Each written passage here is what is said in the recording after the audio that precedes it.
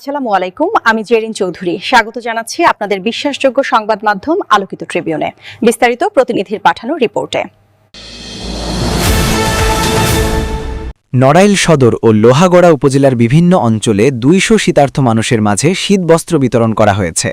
বুধবার সকাল ও বিকালে দুই পর্বে শীতার্থ মানুষের জন্য এ আয়োজন করে আলোকিত উদ্যোক্তা ফোরাম।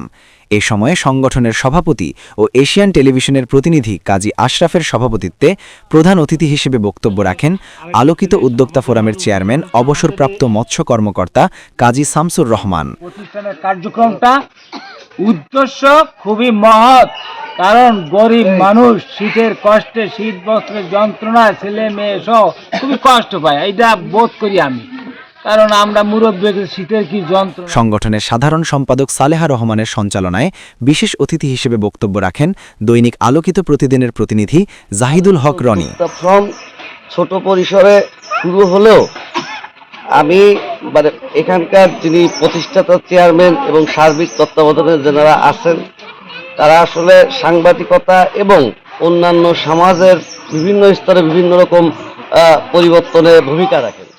প্রতিষ্ঠানের চেয়ারম্যান কাজী শামসুর রহমান বলেন, শীতের এই কনকনে সময়ে অসহায় মানুষের পাশে দাঁড়ানো মানবিকতার শ্রেষ্ঠ উদাহরণ। আজকের এই শীতবস্ত্র বিতরণ কর্মসূচি আমাদের সামাজিক দায়বদ্ধতারই প্রতিফলন। সমাজের বিত্তবানদের এ ধরনের উদ্যোগে আরও এগিয়ে আসা প্রয়োজন। কম্বল বিতরণ অনুষ্ঠানে স্থানীয় প্রিন্ট ও ইলেকট্রনিক্স সাংবাদিক সহ সুধীজন উপস্থিত ছিলেন। উল্লেখ্য, সকালে লোহাগড়া উপজেলায় এবং বিকালে নড়াইল সদর উপজেলায় এ কার্যক্রম পরিচালনা করে আলোকিত উদ্যোক্তা ফোরাম।